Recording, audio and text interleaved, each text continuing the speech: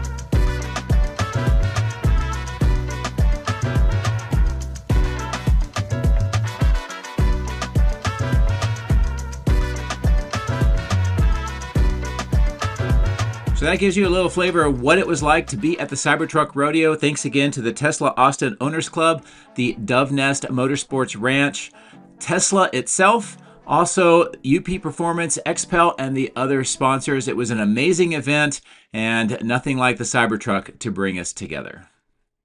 So now let's get the drone in the air, fly around, and see what Giga Texas looks like today. If you would like to support my efforts, please consider using these links, which will be in the video description. If you are interested in Tesla products, you can help yourself and support me by using my referral code. Don't forget to hit the like and subscribe buttons on my YouTube video, as this helps as well. Thank you. My drones are ready and raring to go. Let's go flying over Giga Texas.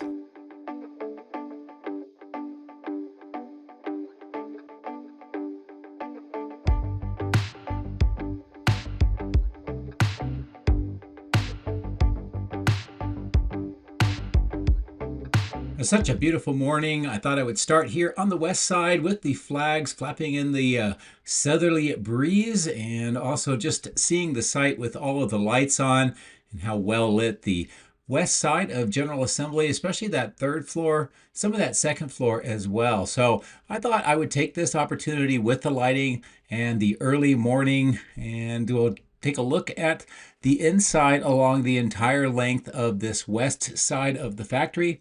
So I'm going to reposition the drone around and get ready to do that long pass from the north to the south. But while I am maneuvering, this is a nice look across the factory over to that multi-level parking garage. Some of the lights that you see in the parking areas on that east side, and of course some of the roof line and the solar panels that are on the roof from this perspective.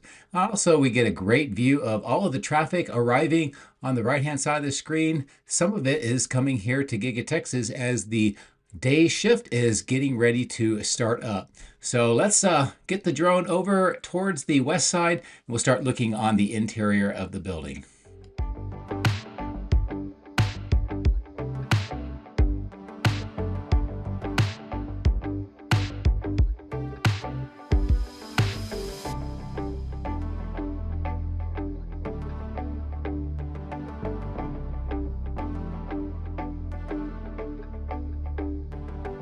As we fly along this portion of the factory, and I'll zoom back in, we get a chance to see what some of the 4680 cell production portion of the factory looks like on that third floor. On that second floor, they have a kind of humidity controlled area that's behind all these walls and those locked doors. They also have to have make sure that the crews have equipment on, protective equipment and outer garments for the work that they do inside that area. But here we see more of some of the machinery associated with the 4680s. On the second floor, a lot more of the office space, as this is not only the offices for the factory itself, but some of it is for the headquarters and engineering and a bunch of other facilities as well. And they just share this same part of the factory.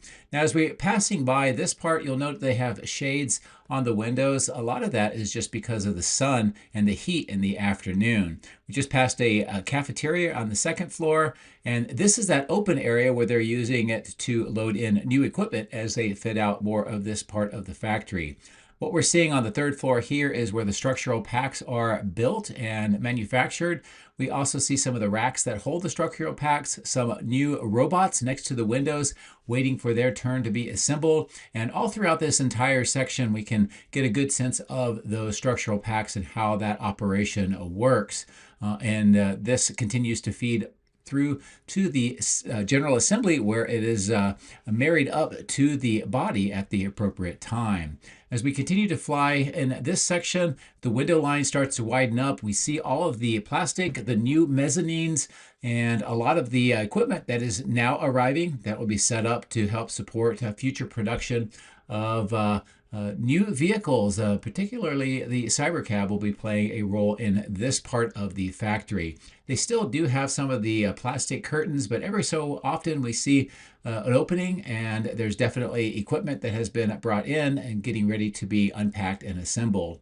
This is also a nice view of the west main entrance, all lit up with the red lights, the white underneath that black trapezoid, the stone glass, the way it reflects, and also how it reflects into the window of the main lobby. It looks like they have a screen set up for some sort of presentation on the right-hand side of the view, and many of the Model Ys, Cybertruck that's a little muddy, and the Model Y that's got that exploded view. Coming back up to the third floor, this is a higher level looking at that mezzanine, all the equipment on the top floor, and on the bottom floor, what this part of the expansion of the factory looks like. There's a wall that has been added in the kind of like 3 columns in as well. As we continue to fly towards the south, we see how they've got some frames here from that column coming over towards the glass. More equipment on the third floor, another open section through the plastic to get an idea of what that looks like through there. And overall, looks like a lot of equipment, a lot of preparation to set this part of the factory up is still well underway. We do see a lot of these rack mounts with storage of items behind the plastic walls here. And as I bring the drone back down and follow that window line, we get a better view of both floors here as we continue to fly towards the south. And it looks like this has got a lot of stored items on the bottom floor. And on the top floor, we get a chance to see all of the verticality with the equipment, some of the air handling, and also just a lot of the equipment that is associated with building many of the parts of the Cybertruck and that part of the factory. As we continue to fly towards the south, you can start seeing some of the body parts for the Cybertruck in some of those racks on the third floor, and more items and materials that are associated with the production of the Cybertruck. You can see some robotic assemblers at work, more body parts near the glass. On the second floor, more of the crated items that are used for production, and a view through this part of the factory of some of the very large equipment that has been installed around this part of the factory, plus some looks like enclosures. That those may be some of the laser welding stations that we saw about a year or so ago on Monroe Live when he had that tour through this area with Lars Moravy. So more of these sections here on the third floor where production of the Cybertruck takes place. And we are now back here at the temporary platform, which is being used to load even more equipment on the inside as this part of the factory continues to grow and change. As I zoom back out, I'll maneuver around the temporary platform to show you what this window line is starting to shape up. See the mounts for the glass, but we also see these trim pieces on the upper right. And that is a little bit of a different treatment than we've seen before. In fact, we're going to see something very similar on the other side of the building later in the video. And this is a look through that opening for the exit underneath the factory and under the glass here. The lighting was starting to get a little bit too bright to be able to see inside this part of the factory, but we can tell that there is a lot of the X-Energy crates that are packed over by the windows on the ground floor. As I get close to the opening here, I'll take the opportunity to look inside. Without the glass, we get a lot less glare, and we get a good look at where Cortex 1 is on the ground floor, exceeding off to the right, and some more equipment on the ground floor that has been recently delivered. And a nice kind of pull-away view of the overall factory that we just toured along that west side. So I hope you enjoyed those views.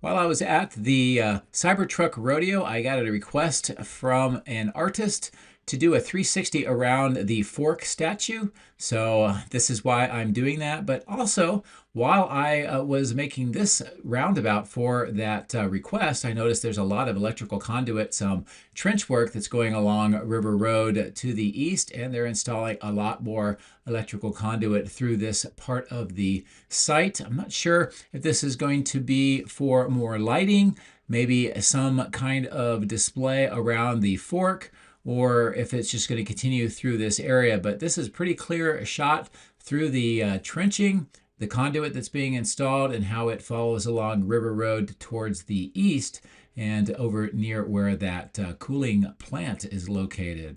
So anyway, another change here at Giga Texas.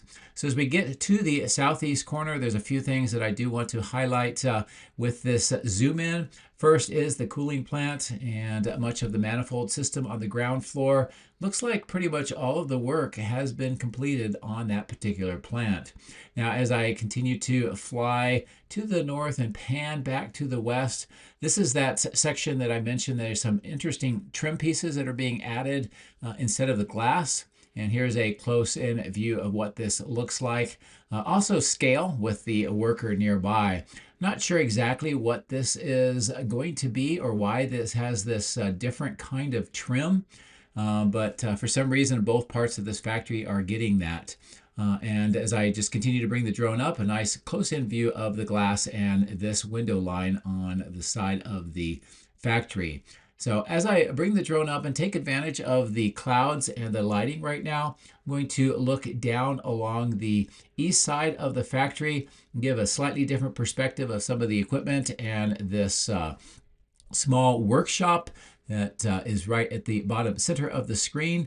And you can definitely tell from this perspective, there's a large opening facing the building. We do see some more recycling of the scraps from the stamping on the ground and as we pass over that crane and where another loading platform is located. I wanted to get a close look at the roof of the multi-level parking garage just to see what was going on. There are several Model Ys. A few of them have the LiDAR mounts on the roof, and we are still hearing a lot of people seeing those Model Ys with the LiDAR racks driving around Austin, most likely preparing for that robo-taxi unveiling event, which is still slated for June. And we've been hearing a lot of confidence from various members of the executive branch of Tesla and some other employees that they seem pretty confident with that June date. This is a nice view of the staging yard with a lot of the equipment at the bottom of the screen. But for this video, I want to take advantage of a new video that was just released by Tesla, and it has to do with showing the self-driving Model Ys leaving the factory and heading over to the west outbound lot. So what I'm going to do is fly back over the roof, and while we are doing that and getting a good view of how the solar panels and some of the ventilation system works on the roof, I'm going to bring the drone down and come in to the exit point from the factory that the Model Ys take. And once I position the drone, I'm going to transition over to that Tesla video, which will show you the self-driving new cars, the Model Y in this particular case, driving out from this portal down the ramp and through this section about 2 miles over to the west outbound lot. So this is the video that Tesla just released, and it's driving out that exact portal, and you'll see we're going down that ramp. The marking here next to the stop signs, and then the vehicles are turned left and continue to the south towards the South Bridge. And the interesting thing, or the most important thing I want to show you here, is this road is not just a sterile road just for the self-driving new cars. There is a lot of actual traffic that is going through this area constantly. A lot of contractors, deliveries, equipment, and just a lot of other vehicles that go through here. Security, the Travis County Sheriff.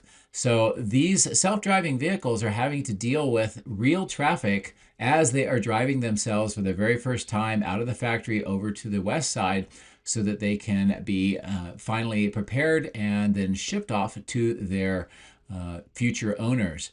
And as we continue to drive on this path, on the left is the end of the building and the cyber pond.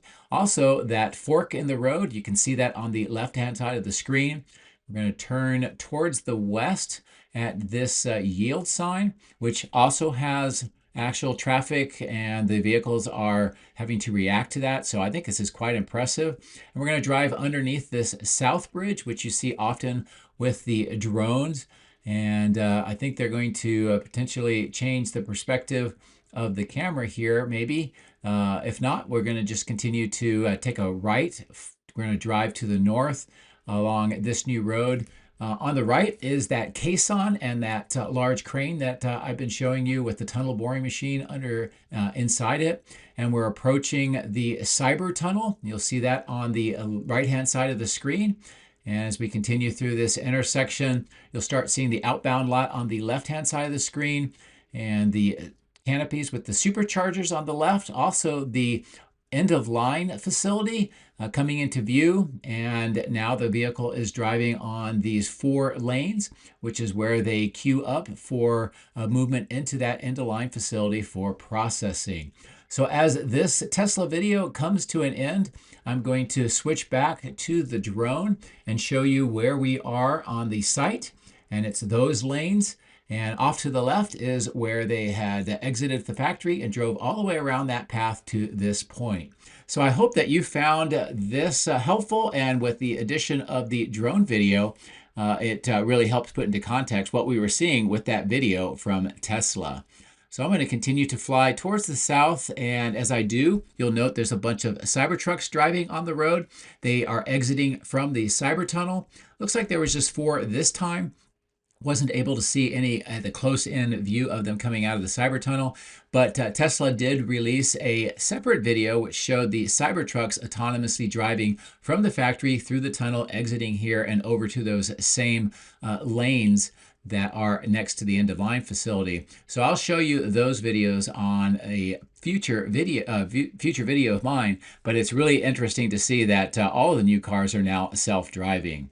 So I'm going to fly along the outbound lot, just give you a sense of what it looks like here on this Monday, and also point out the large number of Cybertrucks that we saw on Friday, most of which have been moved off-site along with almost all of the Model Ys. So they use the weekends as an opportunity to ship the vehicles with the transports, and then Monday through Thursday is when production resumes. So I'm going to fly along this side towards the north and just take a look at the various staging yards and also the earthwork where the Welcome Center will eventually be built.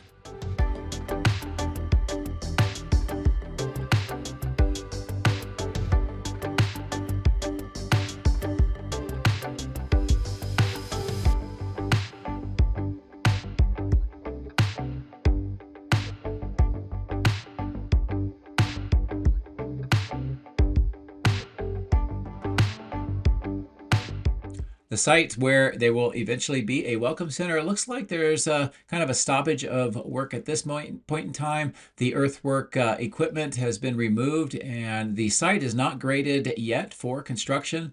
So I'm not sure if they reprioritized or if there's some change of plans, but it will be something that I will continue to monitor as time goes on. So again, taking advantage of the lighting and the nice sunrise coming up over the battery cathode plant in the upper left of the screen, I'm going to transition across the highway. We resume on the other side, and I'll drop down and show you some of the construction that is going on here at this northwest corner. They are installing water or treated water pipes through this area, and it was quite an active construction site most of the day while I was flying. I'm going to stay at a higher altitude, just sort of fly over this north lot, show where the casting, handling, and sorting lot is located. And I'm going to get up over the power lines, and I want to show you what's going on with the Megapacks today.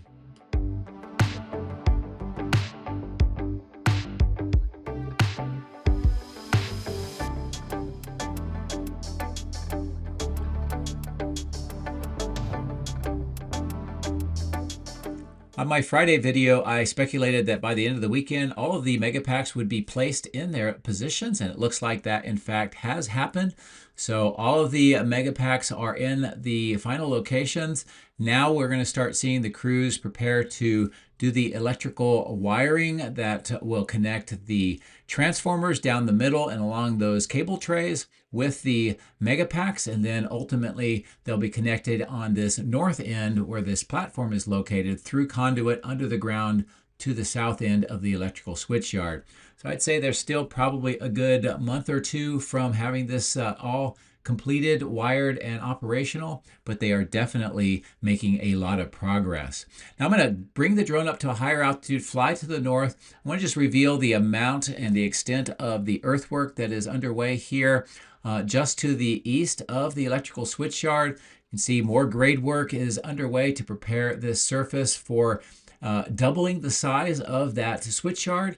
And once it's completed, what you see on the right-hand side of the screen will be right in the middle of the screen, and we'll have 6 individual lanes, 6 large transformers, and a lot of electrical power coming into the factory site.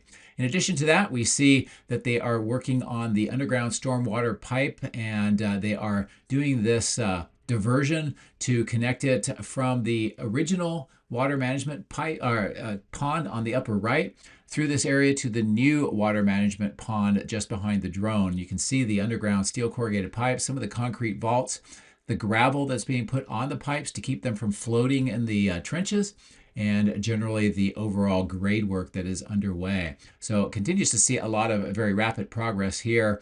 And we also see a prepared graded section in the upper middle of the screen. And I'm going to continue to monitor that to see what that will be for. There's a lot of space for electrical system upgrades and expansion through that area. Now here, where the main building is being constructed with that perimeter grade beam, the footings, and the rebar cages. We also see the cranes getting ready to go here in the center of the screen. Those are going to be used to lift up all of the steel items that are also delivered and being positioned around by the footings. So I expect to see some vertical assembly in that new building within the next couple of weeks. Now on the east side of the battery cathode plant, we see that cell test lab in the bottom right, more of the steel corrugated pipe being stored here in this material handling yard, and a nice look at the Wade pit and the crash testing facility. Also, those 4 yellow temporary panels in the east side of the cathode building, they're using those for loading ramps, and that looks to me like it's temporary, so they have some plans to change that wall at some point in the future. As I continue to maneuver around here over these trailers and some of the workshops, I wanted to give you a closer view of the nearly completed underground stormwater management pipe system, kind of new connections. You can tell that with the asphalt. It kind of outlines where those new pipes went, and they're connecting all of this system together with the new construction site so that they can have a good chance of managing all the water from rains and so forth, and keeping this place dry. As we get in closer, a nice view of those perimeter grade beams that are continuing to extend to the north, the steel items that are being placed around the footings that are already in concrete, and this temporary warehouse on the bottom of the screen. More of the steel. All of this is already powder coated in white. And this differentiates it from what we saw with the Giga Texas main factory installation, because all of that steel came in as kind of a gray, and it was subsequently later painted with that white paint that we see and now. We do see that the rebar cages are almost finished on this side, but they've moved them up farther to the north so that they can be closer to where the new footings are going to be excavated. Much of the perimeter grade beam on this side has had some concrete poured. This is a good close-in view of what looks to be columns. You can see the mounts on the bottom, and those will bolt up to the kind of the bolts you see extending on top of each of the footings. I also gave you a good sense of scale with that truck of just how large those items are. As I mentioned, the rebar cages are being assembled farther to the north. You see an assembly station on the right as we just pass it, a new one here in the middle in the top right of the screen, and the excavation work plus rebar fitting into the perimeter grade beam continues here on this side of what is definitely looking like a single building rather than the permit, which showed what appeared to be 3 individual buildings. So again, that plans have changed, and we'll continue to monitor that. On the ground, you see those circular depressions. That's where the piers are located, where eventual footings will be constructed on top of them. And then once it's done, it will look very much what we see on the left-hand side of the screen. Here's some rebar being placed for the forms for the perimeter grade beam. Here's some forms being put, and with the workers, this gives you a good idea of the scale of this perimeter grade beam, which is kind of the base of the walls as well. And of course, more of the steel that is being sorted and stored on the west side of the site. So I'm going to bring the drone up to a higher altitude, kind of reveal all of the areas that we saw. I hope you enjoyed the early morning views into the factory, and also that Tesla view of the self-driving Model Ys and putting that into context. As always, thank you very much for watching. I appreciate it. I hope you have a great day. Take care.